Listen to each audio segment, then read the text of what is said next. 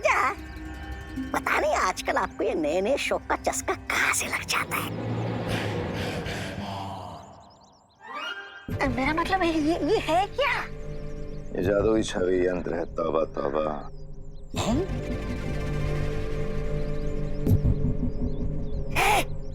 अरे राजा, राजा।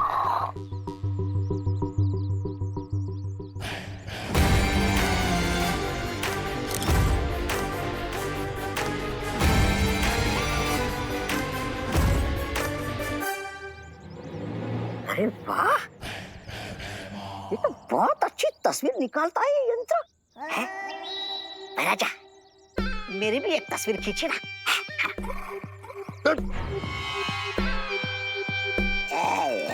मजा लेने ही नहीं देते। विवान, मैं क्यों करूंगा परियों से तुम्हारी शिकायत?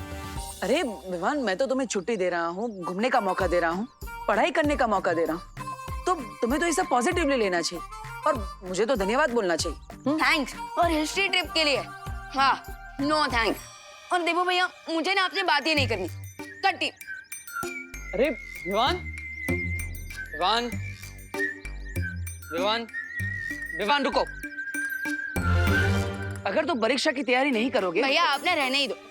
आप जो बोलोगे वो मुझे तो सुनना ही पड़ेगा, क्योंकि मैं तो छोटा हूँ और आप बड़े हो। आप छोड़ ही दो। अरे विवान, माँ ये भैमार के हाथ में ये कौन सा यंत्र है?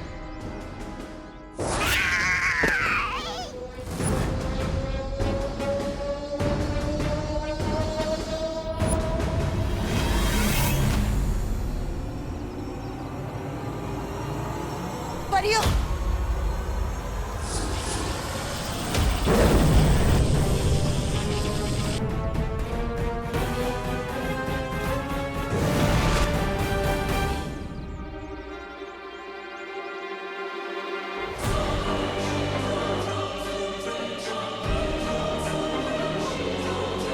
आखिर ये कौन सा यंत्र है?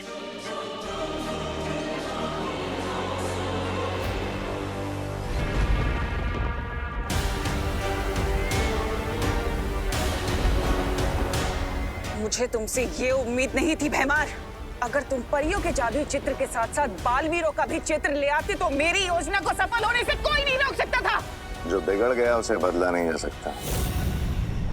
जिस बारे में कुछ कर नहीं सकते उस बारे में बात करके समय व्यर्थ करने की जरूरत है नहीं। फिर अरे फटे हुए दूध पर रोना नहीं चाहिए, बल्कि उसका पनीर बना लेना चाहिए। नहीं, ऐसा मैं नहीं बोल रहा हूँ, मैं तो ये बोल रहा था कि इस जादुई छवि से ऐसा क्या कमाल करने वाली है आप?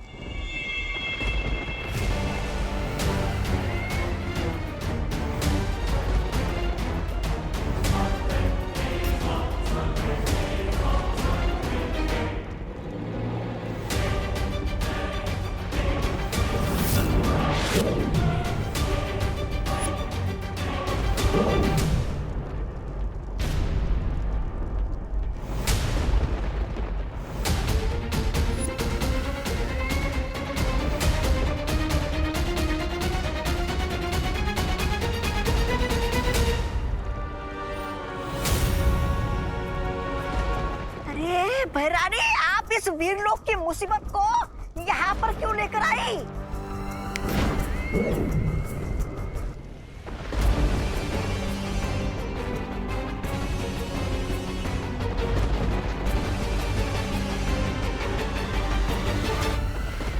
ये मुसीबत नहीं है तौबा तौबा, बल्कि वीर लोक के अंत की शुरुआत है।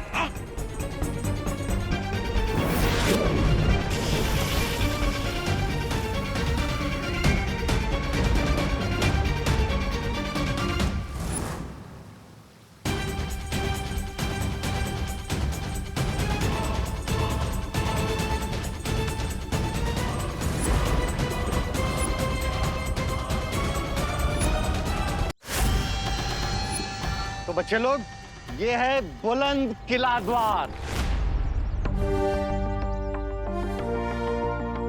अच्छा है ना? आज हम यही देखेंगे आ जाओ, कम ऑन इन। चल विवान। क्या हुआ विवान? तुझे देख के तो ऐसा लग रहा है कि तू हिस्ट्री ट्रिप में नहीं 14 साल के वनवास में आया है। दीदी, वनवास भी ना इस हिस्ट्री ट्रिप से ज्यादा इंटरेस्टिंग होता है, क्योंकि वहाँ पे जंगली जानवर होते हैं, घर बनाना पड़ता है, आग जलानी पड़ती है, शिकार करना होता है। लेकिन यहाँ हिस्ट्री ट्रिप में बस पास्ट की बोरिंग बातें सुनो। विवान, अंदर चल के तो देख, शायद कुछ एक्साइटिंग हो। चल चल। आओ बच्चों, आ जाओ सब। संभाल के आना, संभाल के आराम से। ध्यान से। सर शायद सेल्फी लेने के लिए गिरे होंगे। You got it right, selfie ले रहे।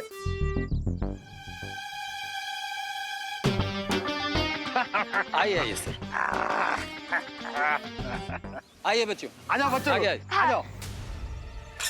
अरे अरे अरे सर, रे। आ जाओ, आ जाओ।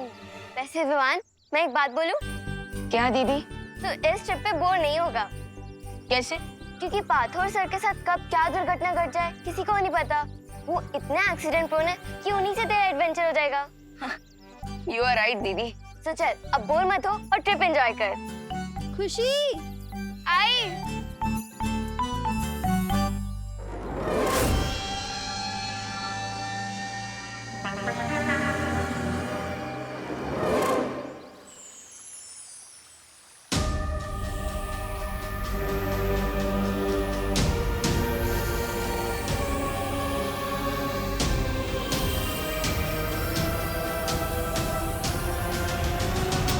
शौर्य, ये कैसा यंत्र है? ये तो कोई छाया चित्र निकालने का यंत्र लगता है। यह केवल एक यंत्र नहीं है बालवीर, यह एक तरह का गुप्त हथियार है।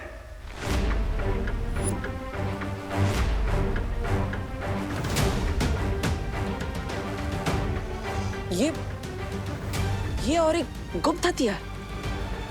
लेकिन इस हथियार की मदद से ऐसा कौन सा आक्रमण किया है हम पर तिम्नासा ने, जिसका असर अभी तक दिख भी नहीं रहा?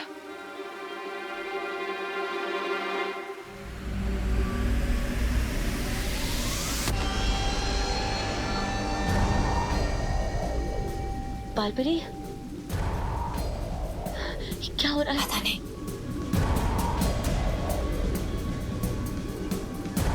रियो, माँ,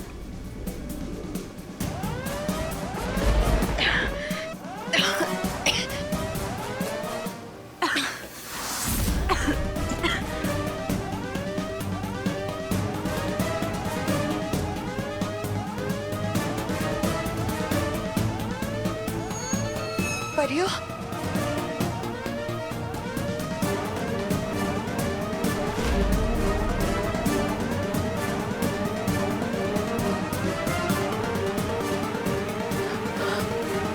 माँ, माँ, ये क्या हो रहा है आपको? ये क्या हो रहा है?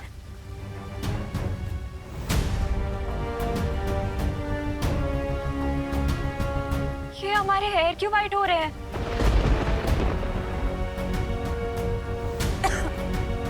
अरे ये आप सबके बाल सफेद क्यों हो रहे हैं? शौर्य, परियां तो कभी वृद्ध नहीं होती है। कहीं ये तिम्नासा का आक्रमण तो नहीं है?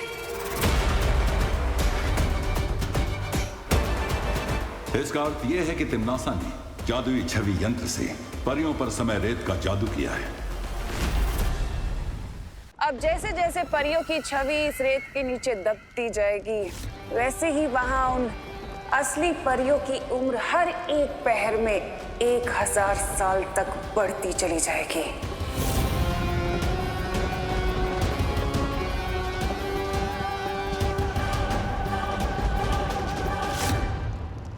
हैं?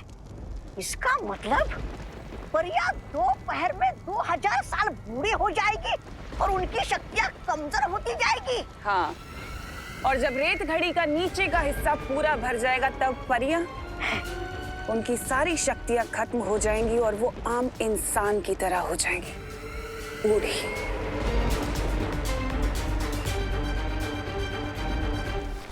शौर्य, समय रेत के असर को रोकने का कोई ना कोई रास्ता तो होगा। उपाय है,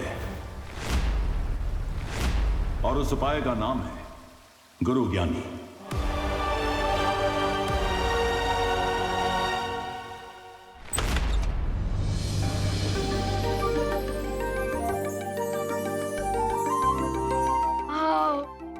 आ जाओ बच्चों।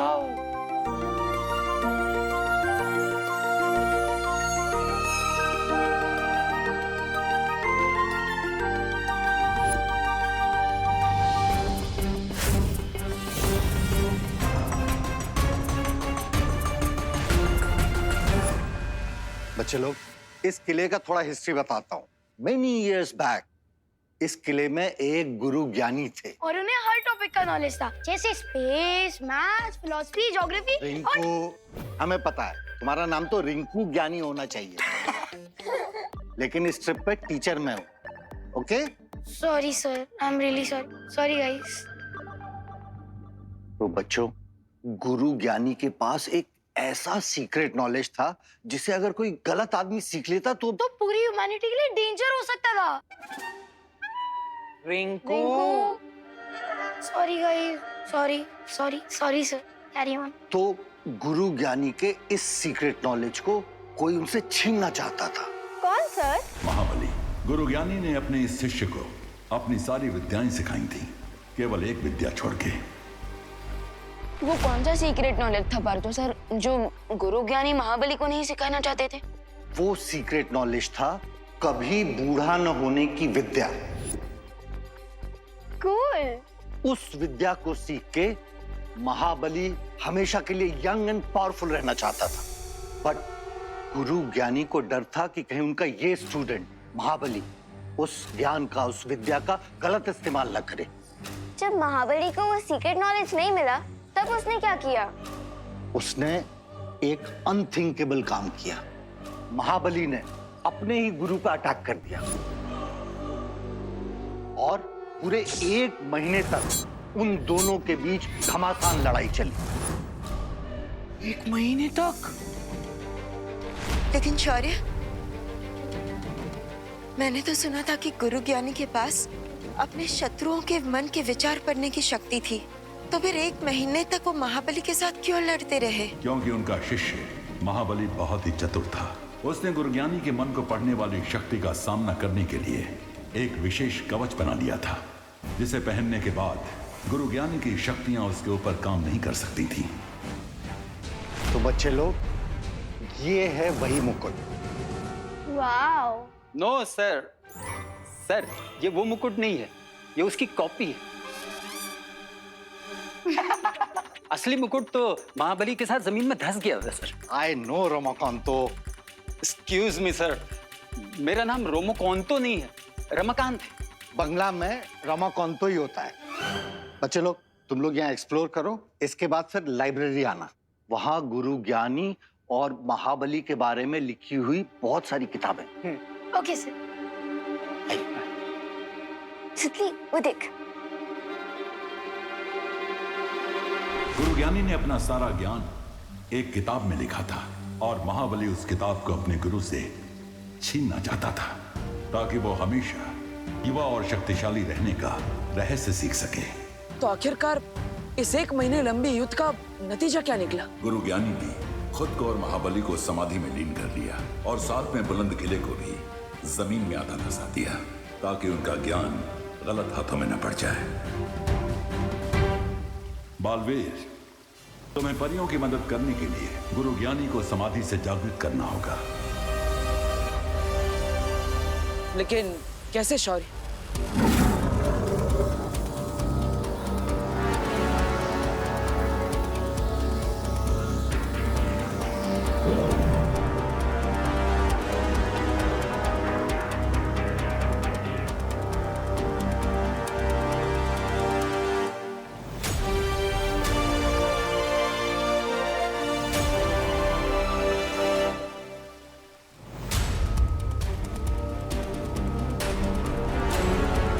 ये क्या है शौर्य? इस जीवक यंत्र से अगर तुम बुलंद किले के नीचे दबी गुरु ज्ञानी की समाधि को स्पर्श करोगे तो वो जागृत हो जाएंगे। जिसके बाद मैं उनसे समय रेत का तोड़ लूंगा। और माँ और परियों को ठीक कर दूंगा। लेकिन इस जीवक यंत्र का स्पर्श गलती से भी महाबली को नहीं होना चाहिए, वरना अनर्थ हो जाएगा। क्योंकि उसके रक्षा कवच को वीरलोक के जादू से नहीं भेदा जा सकेगा।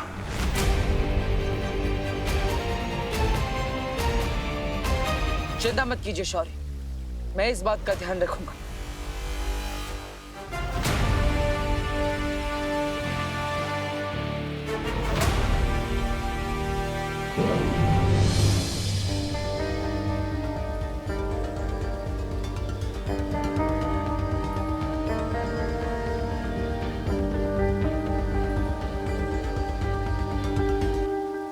माँ, आशीर्वाद दीजिए कि मैं इस कार्य में सफल होकर लौटूं।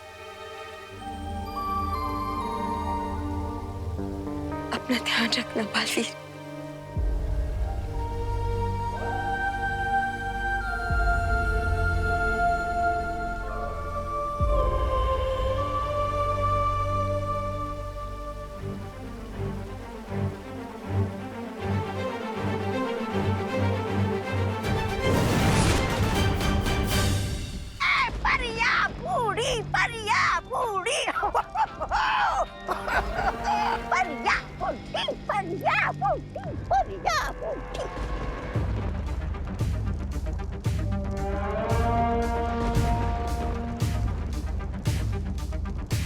एक बार ये परियां बूढ़ी और कमजोर हो जाएं, तो उसके बाद वीर लोक की सारी शक्तियां कमजोर हो जाएंगी।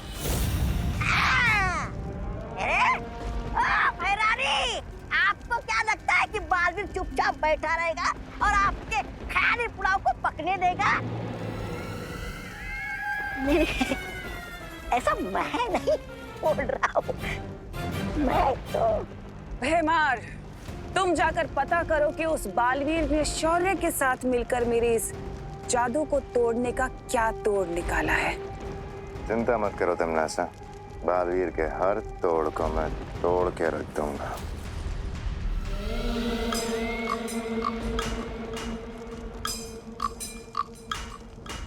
इसीलिए तो तुम मुझे बहुत पसंद हो भैमार, क्योंकि तुम किसी भी तरह के खतरे का सामना करने के लिए हमेशा तैयार रहते हो। हाँ, लेकिन मैं अपने छोटे पैरों से इतनी लंबी यात्रा करने के लिए बिल्कुल तैयार नहीं हूँ। मेरा मतलब ये है कि भैरानी अभी बालवीर कहाँ है, ये अगर हमें पता चल जाएगा तो हमारा समय बर्बाद नहीं होगा ना, है ना भैराजा?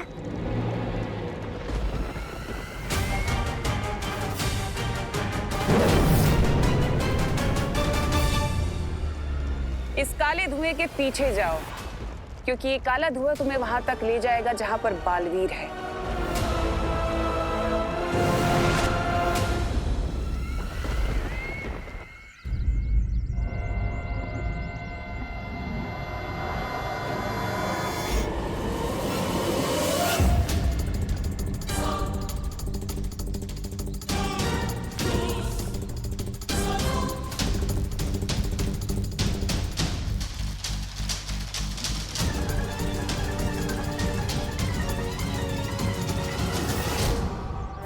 जो धरती के नीचे दबे इस किले में गुरु ज्ञानी की समाधि को ढूंढना होगा।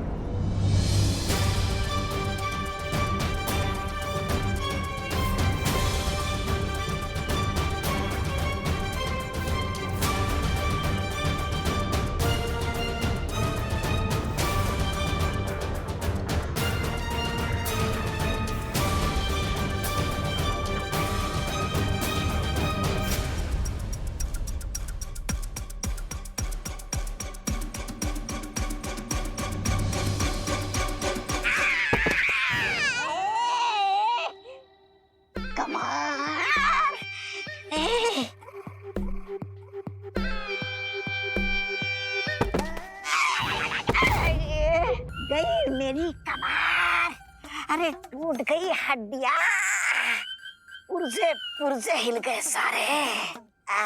महाराजा, मैं क्या कहता हूँ, रात को थोड़ी मालिश बिलिश कर देंगे क्या मेरी? कमर टूट गई। बकवास बंद करो वरना गर्दन की हड्डी भी तोड़ दूंगा। मैं ठीक हूँ।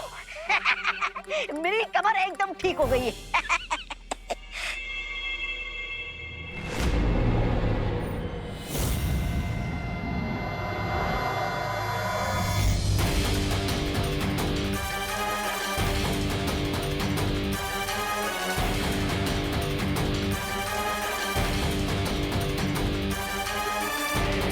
कैसा विचित्र यंत्र है।